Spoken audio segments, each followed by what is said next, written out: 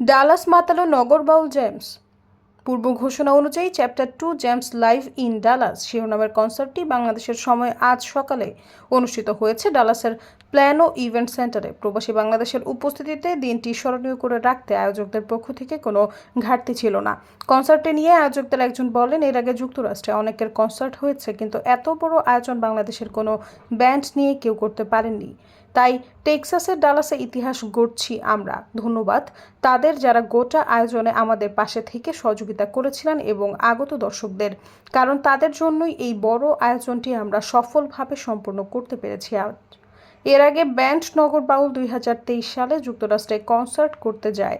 সেইবার দেশটির 10 রাজ্যে 10টি শো করার কথা থাকলেও এই সঙ্গীত সফরে সব মিলিয়ে 25টি শোতে পরিবেশন করে ব্যান্ডটি।